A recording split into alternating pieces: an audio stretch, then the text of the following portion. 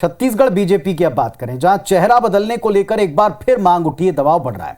Party के पूर्व सांसद और आदिवासी नेता नंद कुमार साय के बाद अब दूसरे कई नेता इस मांग को मुखरता से उठा रहे हैं। ऐसे में तय लगता है कि विधानसभा चुनाव से पहले प्रदेश अध्यक्ष के तौर पर कोई नया चेहरा सामने आ सकता है।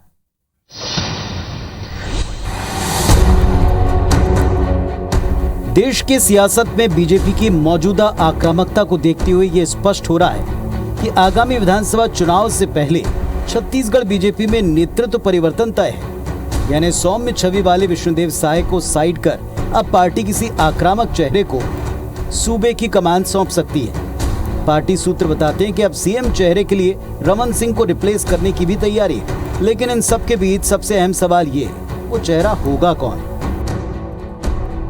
उनको सामने रख करके पार्टी के रूप में खड़ा कैसे किया जा सकता है, इसकी तत्काल कोई न कोई योजना पर अंतिम निर्णय लेने की आवश्यकता है। हालांकि नेतृत्व परिवर्तन की बातों को सूबे के पूर्व सीएम रमन सिंह ने एक बार फिर से इसे खारिज कर दिया।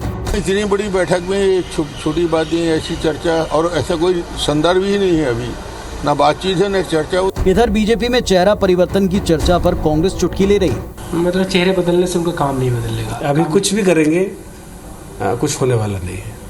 खैर, अब देखना है कि मिशन 2023 की फतह के लिए बीजेपी किस चेहरे पर दांव लगाती है।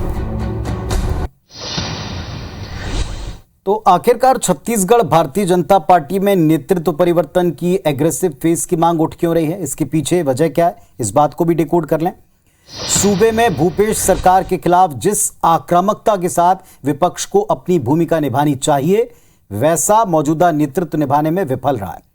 प्रदेश अध्यक्ष विष्णुदेव साय अपनी सौम्य छवि के लिए जाने जाते हैं, लेकिन पार्टी चाहती है कि अब जिस तरह की रीति नीति और राजनीति है, इसमें वैसा ही चेहरा जवाब में होना चाहिए।